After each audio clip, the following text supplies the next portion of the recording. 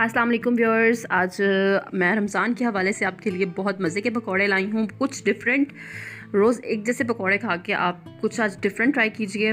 Maggi के पकौड़े बहुत ही मज़े के और बहुत ही सिंपल। सबसे पहले मैंने क्या किया है, मैगी को बॉयल कर लिया है।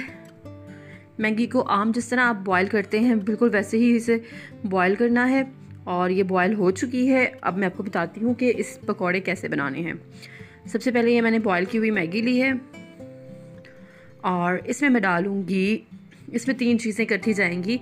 सबसे पहले तो बेसन थोड़ा सा ज़्यादा जाना है, तकरीबन आप कह लें 1/3 कप।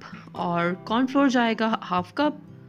और चावल का आटा भी इसमें डालना है 1/2 कप। यानी कि आप आधा कप कॉर्नफ्लोर चावल का आटा डालेंगे तो बेसन जो है वो उससे थोड़ा सा ज़्यादा होना चाहिए। प्याज डाली है मैंने स्लाइस में कटी हुई। उसके बाद हरी प्याज इसमें डालूंगी मैं।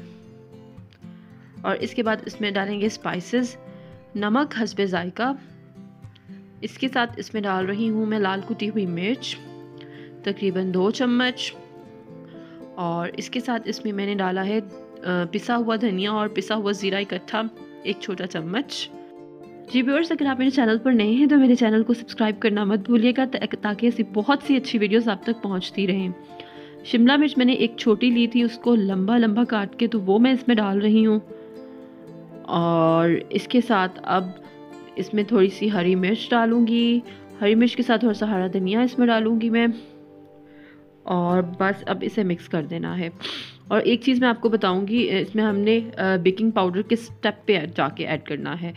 अच्छा, तो मैगी जो है वो खुद ही वो थोड़ी सी गीली गीली होती है, तो आपका जो काफ़ी हद तक मिक्सचर है वो इसी से मिक्स हो जाएगा।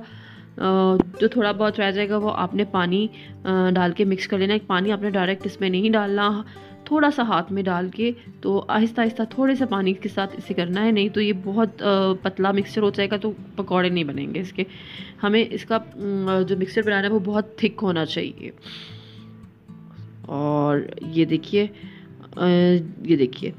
जो मिक्सचर था ये इतना थिक होना चाहिए। ये देखिए इसकी कंसिस्टेंसी मैं आपको दिखाऊं। और बस इसे इस तरह से अब हम करेंगे डीप फ्राई। लेकिन उससे पहले मैं आपको बता दूं, इसे थोड़ी देर के लिए रखना है, 1 घंटे के लिए। 1 घंटे बाद इसमें आपने डालना है 1 छोटा चम्मच बेकिंग पाउडर। और फिर उसके बाद इसे फ्राई करना शुरू करना है। बेकिंग पाउडर आपने फ्राई करने से 2-3 मिनट पहले ही डालना है, डाल के रखना नहीं है आपने। और गोल्डन ब्राउन होने तक हम इसे उतार लेंगे। ये देखिए बहुत ही ज़बरदस्त से पकोड़े, बाहर से बहुत क्रिस्पी और अंदर से बहुत ही सॉफ्ट, बहुत मज़े के पकोड़े बनेंगे। तो आपने ज़रूर ट्राई करना है और मुझे कमेंट्स में ज़रूर बताना है कि आपके ये कैसे बने। मिलते हैं अगली किसी वीडियो में। और मुझे इंस्टाग्राम और फेसबुक पे भी ज़रूर फॉलो कीजिएगा। अल्लाह हाफ़िज़।